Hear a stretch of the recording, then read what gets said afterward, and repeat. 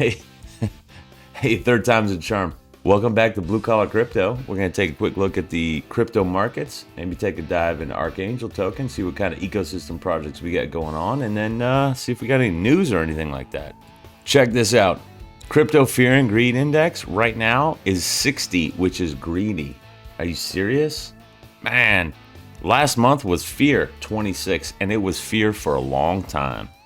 Okay, if we go to CoinMarketCap and we look at all of the magic internet money, the total market cap of all of crypto right now is $2,102 billion. It's up like almost $100 billion in one day. Where did all that money come from? That's amazing. Bitcoin dominance right now, 42.3%. Ethereum dominance, 18.8%. Man, that's gone up a lot. Ethereum gas fees right now is 35 GUI, which is pretty low. Not crazy low, but that's pretty low. Okay, crypto market cap has gone up 4.42% on the day. Bitcoin price right now is $46,719. It's up 4.8% on the day, and it's up 13% on the week. That's amazing. Ethereum is at $3,281. It's up 4.38%, and it is up that's on the day, and it's up 14.6% on the week. Man, look at these charts over here. That's nuts. Boom. Pretty much all crypto, the top 100 tokens and coins, they're all up for the day and the week, which is super nice. Okay, Cardano, number 7 coin, man, it's up 33.6% on the week. It's at $1.18. That's really nice. Where's Shiba Inu's number 15, it's at 40255. It's up 4.3% on the day. It's up 10% on the week. And Algorand, the number 29 coin, is at 94.83 cents. That's nice. It's up 3.65% on the day, and it's up 27.7% on the week. Man, what's going on with the market? Bullish. Man, I'm down with that. All right, just take a quick look at Saitama. Saitama token is at 701175. That's a long I'm not even going to say that. 24 hours in the last day, it's up 12.5%. So, man, cool for Saitama. All right, if we jump into Scratch token, this is the chart since launch, minus the giant red candle of craziness when the launch happened. Anyway, right now we're up 1% on the day. We're at 901625. I'd like to see it staying a little even, man. You know, what was our volume at? Man, our volume is at $108,000 in the last day. That is a lot of volume. Cool. Oh. Okay, if we jump into Archangel token price, it's at 901209, and it is up 7.6% on the day. And let's take a better look at the chart. Okay, this is the 4-hour chart for Archangel, and I got tons of lines going on right here, but this line at the bottom is pretty much the lowest line ever. I'm gonna scroll out, okay? Since launch of the new contract. The old contract, I can't really sync it up. It's kind of confusing. Anyway, the lowest point is right here, which is when? February 24th this year. Lowest point, boom. The lowest point was 901203. No, 1204. Anyway, we scroll in a little bit. It dropped below it March 23rd, which was what, 4 days ago. Dropped below it. This is the line of support, okay? So it dropped below it. A couple hours later, well, this is 4, 8, 12, 16. So half a day later, it went back above it. And it was like, oh man, you know, let's see what happens. Stayed level for a little bit. Oh, drop below it again. But see right here, it tried to go above the line again, but it was rejected, and it went below that line. That made it a resistance line now at 1204. Right now, we're at 12 what? What's the price we're at? 1209. Okay, so we're just right. We're pretty much at the line. So we're going to have to see what happens in the next couple of days. Even the next day. I mean, if it gets rejected again and it starts going down, I don't even know. What do they call that? I know when it goes above it, above the support line, or I mean, above the resistance line, like you're skyrocketing, they call it price discovery. Is it price discovery at the bottom too? I don't know, but I'm just going to say that. Price discovery for the bottom. We'll see what happens. Personally, I don't know. I think it's going to bounce around right here because this is a hell of a low price. I mean, I don't know who's selling right here. I mean, you're not making any money. You probably bought, you probably got in way up here unless you were an early investor and you got airdropped the tokens originally, what, 6 months ago. That's a whole nother story. But right here, I mean, look, we have 1, 2, 3, 4, 5 green candles, 4-hour chart. That's bullish. Personally, look, I'm not a technical analysis guy, so I'm just pulling this out of my back pocket. Let's just say that. Anyway, we'll see what happens. My guess is it's going to stay right above this, and it's going to bounce off of this line, and hopefully bounce in this area. This right here, which there's no line at, this is a line of resistance. See, it hit it once, hit it twice, and it got rejected. So that price is 901372, but man, it sure would be nice to go back to 801372, which is, well, shit, that's up here at the high. Anyway, that's the chart. Let's see what else we got going on in the news. All right, there's a whole bunch of garbage news. I'm scrolling through. I'm trying to find some decent news. Anyway, here's one. Queen of Pop becomes a metaverse material girl. I'm sorry, I'm laughing.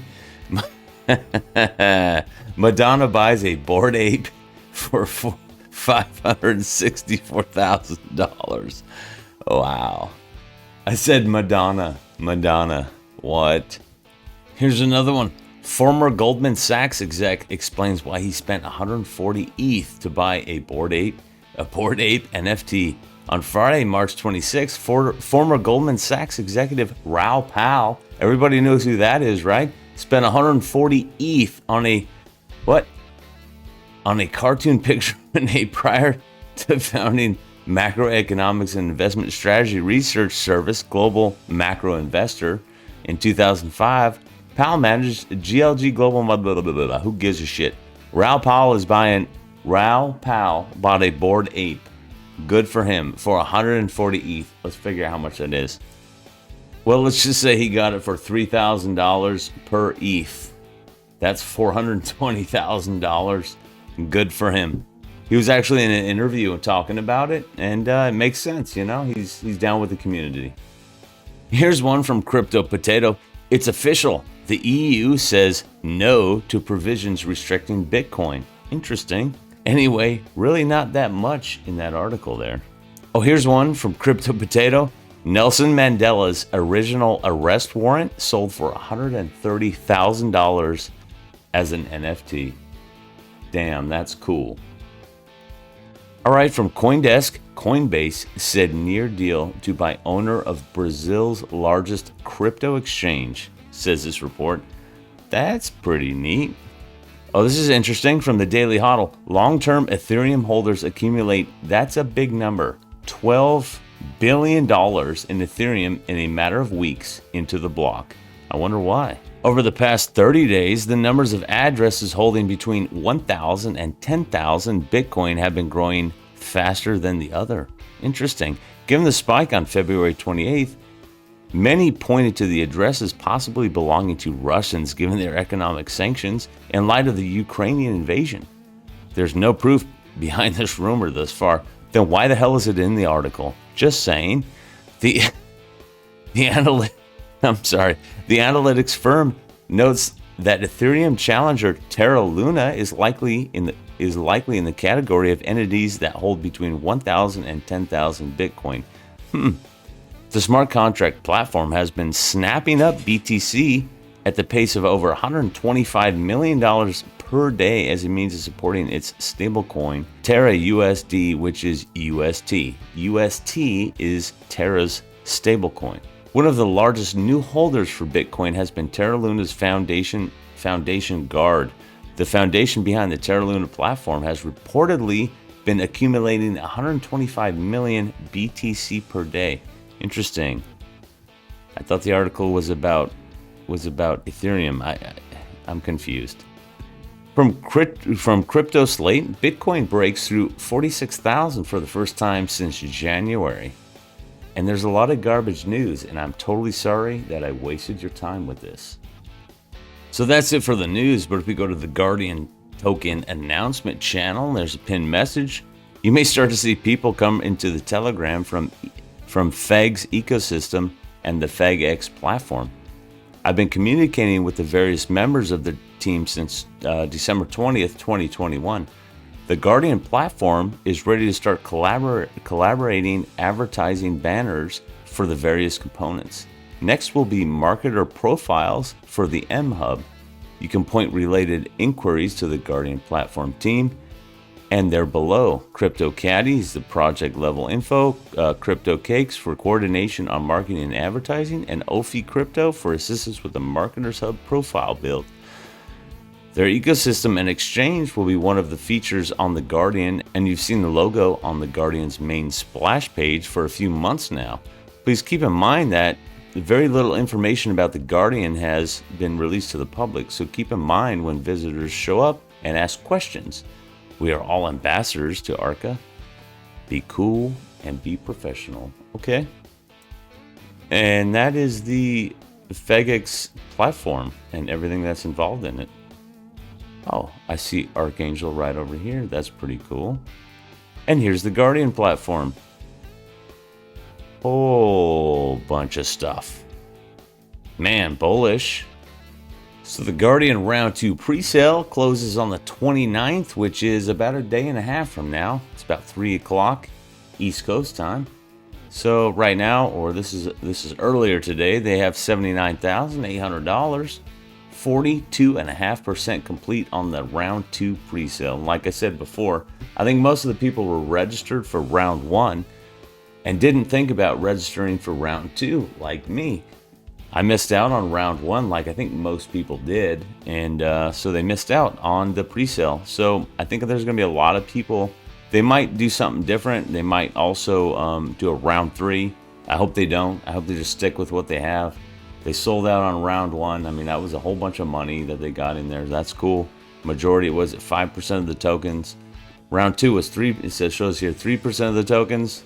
If they don't sell it all out, no worries. Just do your token launch like normal. And everybody who missed out, they could just get in on the launch like I plan on doing. Well, that's it for the crypto market update and the Archangel ecosystem update for today. Thank you for watching. I truly appreciate it. And you know what? I'll see you guys next time. Thanks. I think I need a stiff drink after that conversation.